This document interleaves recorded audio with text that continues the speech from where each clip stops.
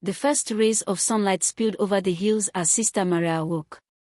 The stone walls of the convent were cold against her skin, but she felt warmth in her heart as she rose. Each morning began the same way, a quiet walk to the garden before the world awoke. She slipped on her worn shoes, wrapped her shawl tightly, and stepped outside. Mist clung to the grass, and dew sparkled like tiny jewels on the flowers. The garden was her sanctuary. Not because it was beautiful, though it was, but because it was a place where her hands could speak the words her voice could not. Sister Maria knelt among the lavender and thyme, pulling weeds carefully and pressing the earth around young shoots. She hummed a soft hymn as she walked. In these quiet moments, she felt close to God. Each plant she tended, each herb she gathered for the infirmary, was a prayer in itself. She thought of the sick villagers who would use these herbs, old Mrs. Harlow, who had been bedridden for months, little Thomas, who coughed endlessly in the winter, and the villagers who came to the convent for comfort, hope, and guidance. These people were her family, and in serving them, she served God. Breakfast in the convent came next. The sisters gathered around a long wooden table, their habits neatly pressed and their hands folded. Conversation was minimal, but the air was warm with companionship. Sister Maria shared a silent smile with Sister Anne, who poured porridge with gentle precision, and Sister Cecilia, who arranged fruit on small plates with quiet care. Each sister lived her vocation differently, but each understood the same truth: their lives were dedicated not to themselves, but to others. After breakfast, the sisters split up to continue their work. Sister Maria spent the morning in the infirmary, tending to the sick. She washed bandages, prepared warm teas, and listened to stories from people who trusted her with their pain.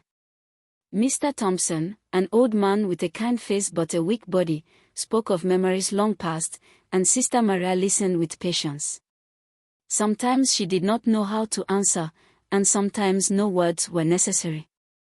Just her presence, her gentle touch, and her steady heart were enough. By midday, the children of the village arrived for lessons. Sister Maria loved teaching. They were noisy, curious, and full of life. She guided them through reading and writing, listened to their stories, and encouraged them to draw and explore.